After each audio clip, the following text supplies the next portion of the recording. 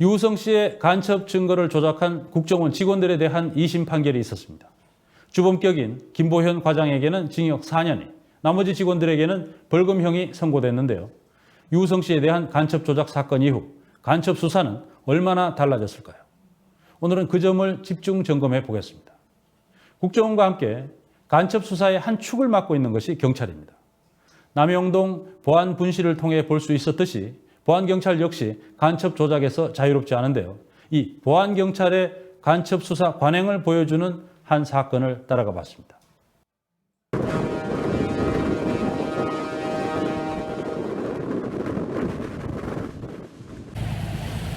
지난 5월 8일 우리는 한 사람의 연락을 받고 중국 단동으로 갔습니다. 단동은 북한이 강 건너에 보이는 곳입니다.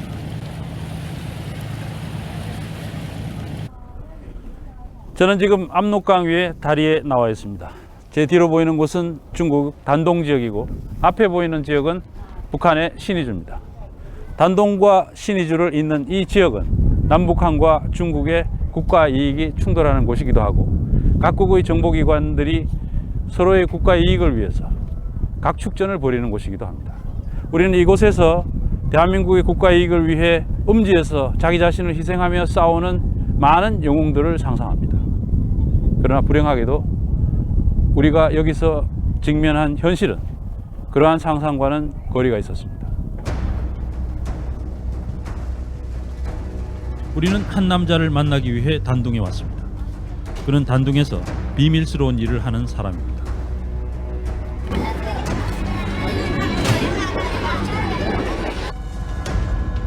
그는 단동이 국경 지역이기 때문에 한국, 북한, 중국의 정보원들이 사방에 있다면서 경계를 늦추면 안 된다고 합니다.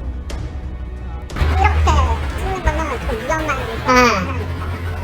왜 그러냐면은 이쪽에 있는 정착사람들은 다 저쪽하고 보이는 이런 데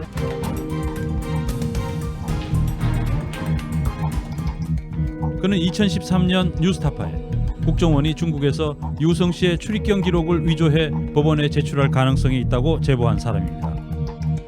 원에서 아빠 줘라 해버리면 꼼짝 못하잖아요. 그걸 조작 찍어서 오면은 완전히 유우성 씨는 유죄가 되어버리는 거예요. 그는 왜 우리에게 다시 연락한 것일까? 해외에서 수사할 의무가 없는 간첩 신고 제보자한테 간첩 신고, 간첩 수사를 다 시켜놓고 자기네들은 이 중국 여기 와서 노래방 단란주점 가서 성매매 업소 가서 성매매까지 해가면서 돈 다 써버리고 수사비가 없으니까. 김 씨는 국가보안법 관련 수사를 보조하다가 생긴 일로 담당 수사진들을 고소한 상태였습니다. 경찰 수사진이 수사비를 유흥에 탕진하고 자신에게는 지급하지 않았을 뿐 아니라 증거를 날조해달라는 압박을 받았다고 합니다. 더 세게 형을 받을 수 있게 자료를 써달라. 그러면은 심의를 거쳐갖고 수사비를 많이 받을 수 있을 거다 생각하고, 그리고 또 더 센 내용이 오면은 자기도 승진하는 데 도움이 되니까, 그러니까 사건을 날조를 해달라. 그는 어디론가 사라지더니 여성들을 데리고 왔습니다. 그들이 자신의 협조자이고 그동안 일어난 일의 목격자라는 것입니다. 문제는 지난해 12월 김 씨와 함께 간첩 수사를 하던 인천경찰청 보안수사대의 수사진이 단동으로 출장을 오면서 시작됐습니다.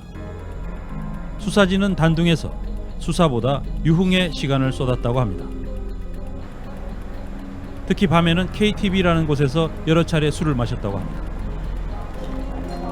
KTV란 우리나라의 단란주점 같은 곳인데 여성 접대부의 접대를 받으며 술을 마실 수 있는 곳입니다. 나이 많은 사람이 다른 산을 투명 한국말 아는 아가씨 사줬어요. 투명. 협력자한테 그 한다는 얘기가 이 가슴 파인 옷을 가슴이 보이는 옷을 입고 있는 여자는 꼭 골라달라고 하고, 치마가 짧은 여자를 골라달라 하고, 한국 전날 자기네들끼리 단란주점을 갔는데 한국말이 안 돼서 고생을 했다. 한국말 할 줄 아는 여자를 꼭 골라달라 하고, 그러니까 협력자를 일하는데 협력을 시킨 게 아니고 접대부 고르는데 협력을 시킨 거죠. 자기네들끼리 논 거네요. 자기네들끼리. 네. 일한 것도 아니고 지휘관님을 잘 모셔야 된다면서 자기네들끼리만 놀았어요. 그 지휘관이 누군가요? 50대 후반에 한국 그 경정 계급을 가진 인천지방경찰청 보안보수과의 그 경찰관이라고 했어요. 3일 연속 단란주점에서 술을 마신 뒤 귀국한 뒤에는 영수증을 요구했다고 합니다. 백지 영수증들을 요구하더니 나중에는 2,900위안과 3,000위안 각각 50만 원이 넘는 금액을 적은 영수증도 요구했다는 것입니다. 단란주점에서 경찰관 4명이 술을 많이 마셔도 3,000위안 정도의 금액은 나오기 어렵다는 것이 김 씨의 설명입니다. 실제로 취재진이 맥주 6병과 안주를 시켰을 때 나온 금액은 200위안이었습니다. 2,900원, 3,000원 이렇게. 2,900원, 3,000원. 그러니까 하루 단란주점 가서 3,000원을 쓸 수가 없는 거예요. 3시간 놀면서. 그러니까 이 사람들이 술을 먹고 이제 그 샤오지에 중국말로 이제 접대 아가씨랑 이제 유흥을 즐긴 거라고 볼 수밖에 없는 거예요. 중단 시어타임을 귀국 후에도 요구가 이어졌습니다. 지휘관이 필요하다면서 짝퉁 롤렉스 시계를 사서 보내달라고 했습니다. 샤넬 가방도 2개 사달라고 요구했습니다. 단란주점에서는 펑펑 돈을 쓰던 경찰은 그러나 협조자에게는 사례를 제대로 하지 않고 귀국했다고 합니다. 제가 좀 사례를 좀 하고 가라 하니까 마지막 날 술 많이 먹어서 배 아프다고 하고 선양으로 도망갔습니다. 과연 김 씨의 말은 사실일까요? 우리는 인천경찰청 보안수사대의 담당 경찰관 간부들을 만났습니다. 그러나 그들은 해명을 하겠다면서도 한사코 정식 인터뷰는 거절했습니다. 먼저 협조자 김 씨를 담당한 이모 경사의 해명입니다. 영수증 달라고 해서 받은 것은 사실입니다. 그렇지만 받은 영수증을 출장비 정산에 쓰지는 않았어요. 단란주점에 간 것은 사실이지만 술값은 개인 돈으로 계산했습니다. 나는 이 말을 꼭 믿지는 않습니다. 어쨌든 내부 감찰을 통해 밝혀질 겁니다. 협조자 김 씨가 경찰관 일행이 3일 연속 단란주점에 갔다고 주장하는 것에 대해 이 경사는 거짓말이라고 주장했습니다.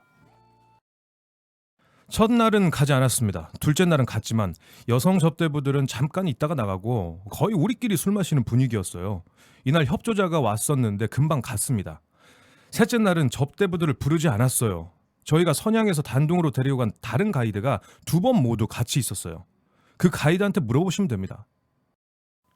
우리는 가이드에게 물어봤습니다. 가이드는 경찰들을 기억하지 못했습니다.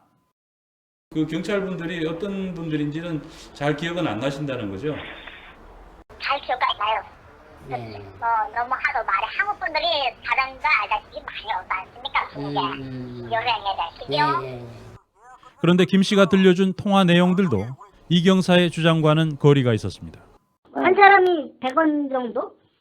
어제 얼마 줬어요, 팁을? 이 대화는 출장 이틀째 KTV를 예약하는 상황입니다. 전날 팁을 얼마나 줬느냐고 묻습니다. 노래방을 안 가니까 저도. 거기가 얼마네? 1시간 100원 정도인 것 같은데, 여기도. 아, 잠깐만요. 여기 어제 만났던 아줌마가 잘 알거든요, 노래방을. 협상이 있었다고 하니까. 와, 그래? 1시간에 100원을 어제 사기 맞았대요. 사기라고? 결국 이 경사의 주장과는 달리 첫날도 단란주점을 간 것으로 보입니다. 둘째 날은 아예 한국어를 하는 여자를 찾습니다. 找2个那个会讲朝鲜话的那个小姐呗，有没有？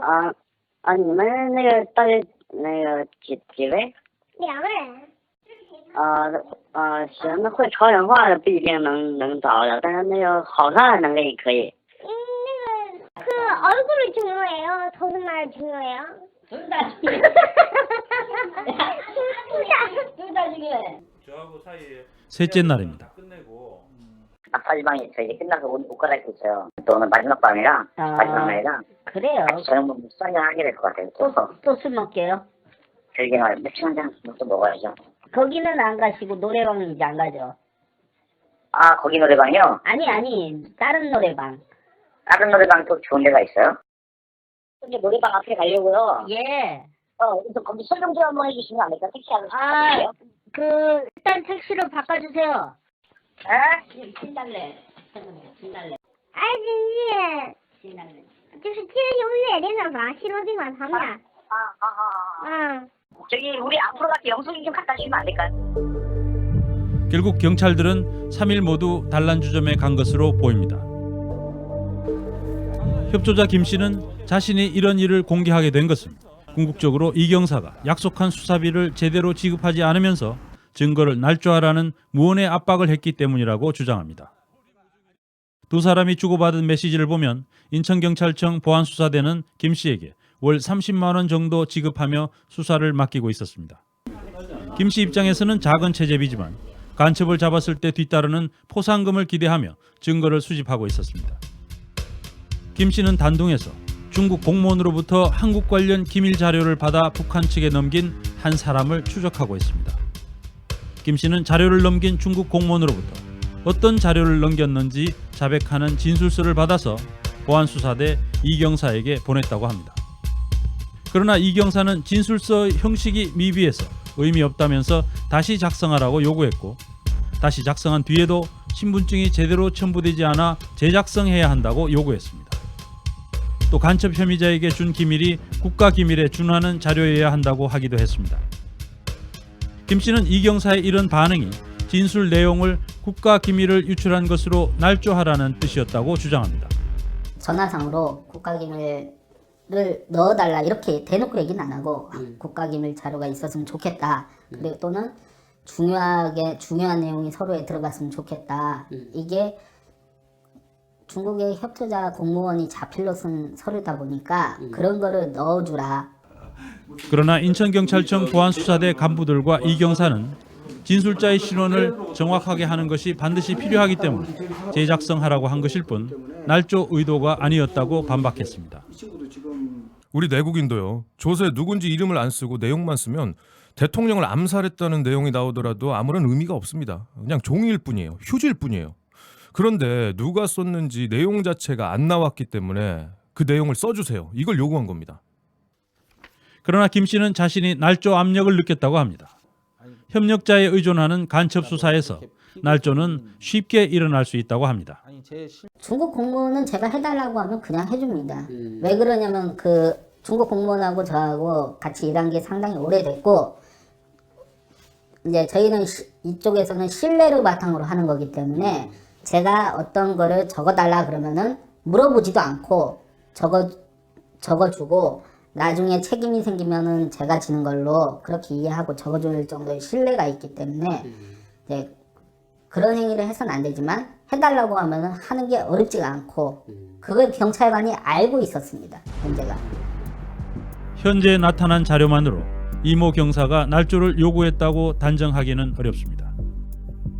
그러나 이 경사가 사실과 다른 말로 김 씨와 중국 공무원을 속여서 진술서를 받으려 했다는 의혹은 충분합니다.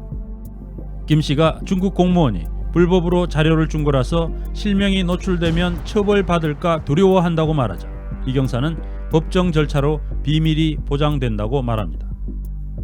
김 씨가 증거보존 재판이 피고 없이 재판하느냐고 묻자 그렇다고 답합니다. 사실이 아닙니다. 본안 재판 전에 증거를 보존하기 위해 하는 재판인 증거보존 재판에서 피고인은 반드시 반대 신문권을 보장받습니다. 유가려 씨의 진술을 보존하기 위한 증거보존 재판에 피고인 유우성 씨는 참석했고 동생에게 질문했습니다. 김 씨가 다시 공무원 신분증을 첨부하는 것은 어려워한다고 하자 이경사는 비공개로 법원에 제출한다면서 안심시켰습니다. 형사소송법까지 들먹이며 피고인 측에서 알 수 없다고 장담했습니다. 과연 그럴까?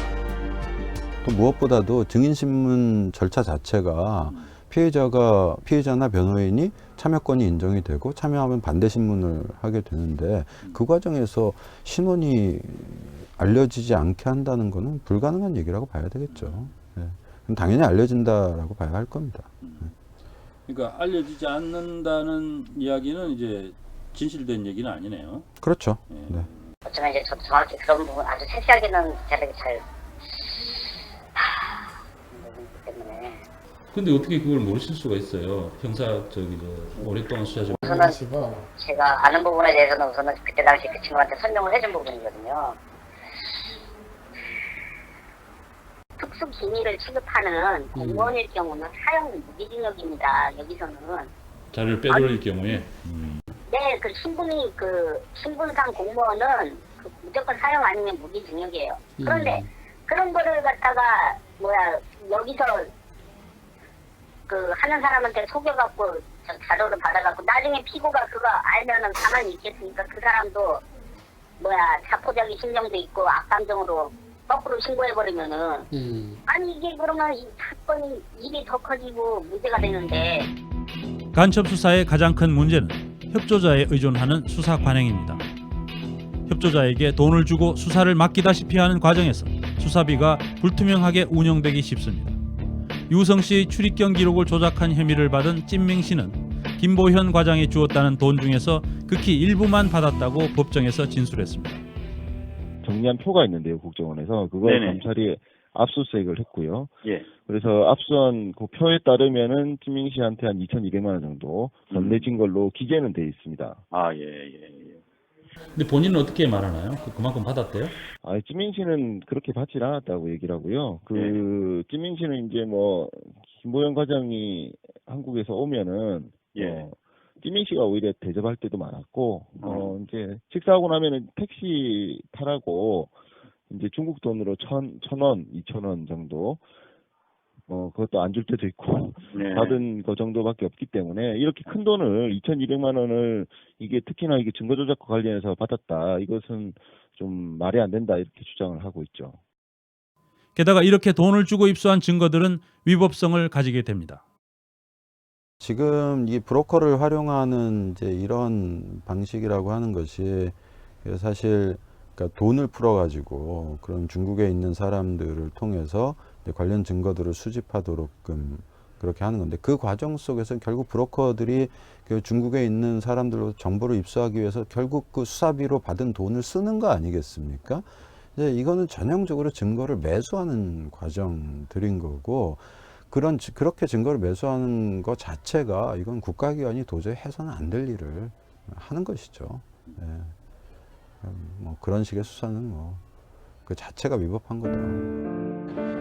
협조자 김 씨는 경찰관들을 고소했지만 한편으로 법적 조치를 당할 수도 있다는 압박도 받고 있습니다. 김 씨를 아는 다른 경찰관이 전화를 걸어왔습니다. 끝장은 날 것 같아. 내가 선생님도 끝장 날 것 같아. 어차피 우리나라 안 들어올 거 아니잖아. 들어오면 어쨌든 거기는 형사 그쪽을 많이 해본 사람이기 때문에 서로 아마 지금 비치기게 그렇게 될 것 같아요. 그렇게 해서 덮여오라고 1년에 같이 꼽으면 선생님 저렇게 뭐 있어요. 실제로 인천 보안수사대는 법적 조치를 할 계획이라고 합니다. 법적 조치라는 게 어떤 걸 말씀하시나요? 이 친구가 검찰 조사 받을 거 아닙니까? 그 부분에 대해서 우리가 확실히 해서 이 친구를 무고라든가 그런 걸 확인해서 조치할 겁니다. 여전히 반성은 없는 인천경찰청 보안수사대. 과연 경찰과 검찰이 제대로 된 감찰과 수사를 할지 지켜볼 일입니다.